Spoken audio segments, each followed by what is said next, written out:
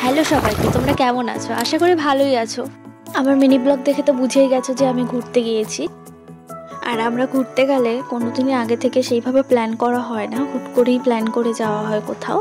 আর সেই মতো রাতেই বাবা ঠিক করে যে আমরা ঘুরতে যাব। আর নর্থ বেঙ্গলে থাকি, নর্থ বেঙ্গলের পাহাড়, জঙ্গল, নদী ভ্রমণ পিপাসু মানুষের প্রিয় জায়গা। আমরা গিয়েছিলাম সিসামারা নদী ও জলদাপাড়া অভয়ারণ্য ঘুরতে। আমরা ওখানে গিয়েই ব্রেকফাস্টটা করে নিই, তারপর নদীর ধারে ঘুরতে বেরোই। এই নদীটির পেছনে যে ঘন জঙ্গল দেখা যাচ্ছে, এটাই হচ্ছে জলদাপাড়া অভয়ারণ্য। এখন নদীটি শান্ত দেখা গেল, কিছুদিন আগে এই নদীর রুদ্ররূপ দেখা গিয়েছিল। চারিদিকে জঙ্গলে ঘেরা এই নদীর দৃশ্য সত্যি অপরূপ। নদীর ধার দিয়ে রয়েছে অনেক কটেজ। যারা রাতে এখানে থাকতে চাও, দূরের জঙ্গলের সেই ঝিঝির ডাক, রাতে নদীর জলের কলকলে আওয়াজ এইসব উপভোগ করতে চাইলে তোমরা থাকতে পারো। নদীতে ঘুরতে গিয়েছি আর নদীর জল ধরাটা তো অবশ্যই ম্যান্ডেটারি। তো নদীর জলে কিছুক্ষণ সময় কাটি, জঙ্গলের মাঝে বসে নদীর শীতল হাওয়ায় সময় কাটানোর মজাই তো আলাদা। তোমাদের মধ্যে যাদের ঘুরতে ভালো লাগে, জলদাপাড়া অভয়ারণ্য দেখতে আসলে অবশ্যই সিসামারা নদীতে এসে ঘুরে যেতে। মাঝে মধ্যে রাইনোকে নদীর জলে জল খেতে আসতে কিন্তু দেখা যায়। এরপর আমরা গিয়েছিলাম নদীর ধারের একটি রিসোর্টটির থেকে একদম নদীর সম্পূর্ণ ভিউটা দেখা যায়। এরকম রিসোর্টে থাকতে কার না ভালো লাগে। তোমরা চাইলে কিন্তু রাতে এই রিসোর্টগুলিতে থাকতে পারবে। রাতে নদীর ধারে সময় কাটিয়ে রাতে থেকে তারপর দিন জলদাপাড়া অভয়ারণ্য ভ্রমণ করতে যেতে পারবে। আমরা যেহেতু বাড়ি থেকে খাবার নিয়ে গিয়েছিলাম, তাই সেখানেই আমরা লাঞ্চ সেরে ফেলি। আমরা লাঞ্চ সেরে রওনা হই জলদাপাড়া ন্যাশনাল পার্কের উদ্দেশ্যে। আমরা ন্যাশনাল পার্কে পৌঁছে ন্যাশনাল পার্কের ভেতরে একটি পাস করে নিতে হয় জঙ্গলের ভেতরে সাফারি করার জন্য। তো জঙ্গলের ভেতরে সাফারি এখানে দুভাবে হয়, এক হচ্ছে জিপ সাফারি এবং হাতি সাফারি। তো এখানে সাফারি করতে গেলে তার আগে এখানে যে কাউন্টার আছে, সেখানে নিজেদের আধার কার্ডের জেরক্স, যতজন যাবে সবারই আধার কার্ডের জেরক্স দিতে হবে, দিয়ে এখানে সাফারির জন্য পাসটা করে নিতে হবে। আমরা জিপ সাফারি করেছিলাম, তবে বাবার ইচ্ছা ছিল হাতি সাফারি করা, কিন্তু হাতি সাফারি বিকেলবেলা হয় না। আমরা তো বিকেলবেলা গিয়েছি। হাতি সাফারিটা হচ্ছে সকালবেলা, ভোরবেলা সকাল 5টার থেকে শুরু হয়, 5টার থেকে 8টা পর্যন্ত 1 ঘন্টা করে হাতি সাফারি হয়। আমরা জিপে করে জঙ্গলের ভেতরে ঢুকছি।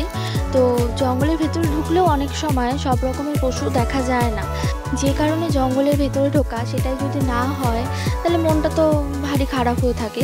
কিন্তু এর আগের বার একবার আমরা গিয়েছিলাম, ওই সময় দেখতে পাইনি অনেক পশুই, কিন্তু এইবার আমরা প্রায় সব রকমই দেখেছি। ময়ূর, হাতি, হরিণ, গন্ডার, বাইসন। এইবার জঙ্গলে প্রবেশ করাটা আমাদের সার্থক হয়েছে বলতে গেলে। সমস্ত কিছুই দেখেছি। ওই দেখো দূরে দেখা যাচ্ছে বাইসন। দূর থেকে বাইসনগুলোকে যতটা শান্ত দেখা যাচ্ছে, তারা কিন্তু অতটাও শান্ত না। নিঃশব্দে তাদেরকে গাড়ি থেকে দেখতে হয়েছে, কারণ হচ্ছে তারা যদি একবার তেড়ে আসে। আমরা যে গাড়ি করে সাফারি করতে গিয়েছি, সেই গাড়িতে একটি মাত্র বাইসনেরই উল্টে দেওয়ার কোনো ব্যাপার না। দেখতে কি ভালো লাগছে যে তার কি সুন্দর নিজের মতো করে ঘাস খাচ্ছে। চিড়িয়াখানা তো অনেক পশু প্রাণী দেখা যায়, কিন্তু এইভাবে আপন মনে নিজের মতো করে ঘুরে বেরিয়ে ঘাস খাওয়া কিংবা হচ্ছে নিজেদের খাবার খোঁজা, একটু রোদ তাপানো, এগুলো কিন্তু দেখা যায় না। পশু পাখিদের আপন মনে থাকাটা জঙ্গল সাফারি করলেই দেখতে পাওয়া যায়। জঙ্গল সাফারি করার মজাটাই আলাদা, এক অন্যরকম উপভোগ নেওয়া হয়, যেটার মধ্যে একটা আলাদাই আনন্দ। জঙ্গলের পথ ধরে জিপে করে যাওয়ার সময় একটা আলাদা ভাবনা কাজ করে। চোখের সামনে যদি একটা গন্ডার চলে আসে, আর সত্যি চলে এসেছিল।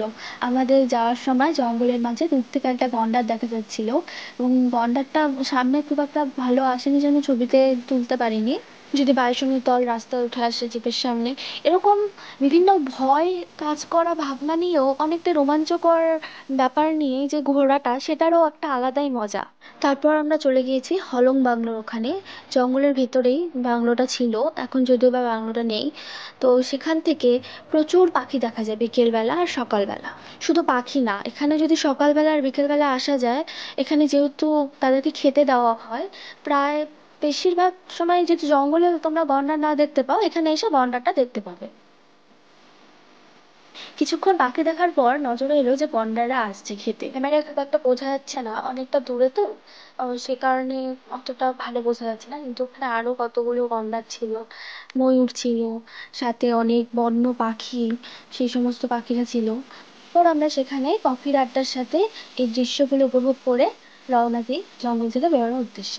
আমরা বেরোনোর সময় দেখতে পাই যে হাতিগুলো করে সাফারি করানো হয়, সেই হাতিগুলোকে স্নান করানো হচ্ছে। হাতিগুলো দেখো কি সুন্দর স্নান করছে, ওই পাশে একটা হাতি তো শুয়ে একদম খুব কথাও শোনো ওদের। একটা ছোট্ট বাচ্চা হাতিও ছিল, সেই হাতিটি তার মায়ের সাথে কি খুব সুন্দর খেলা করছিল।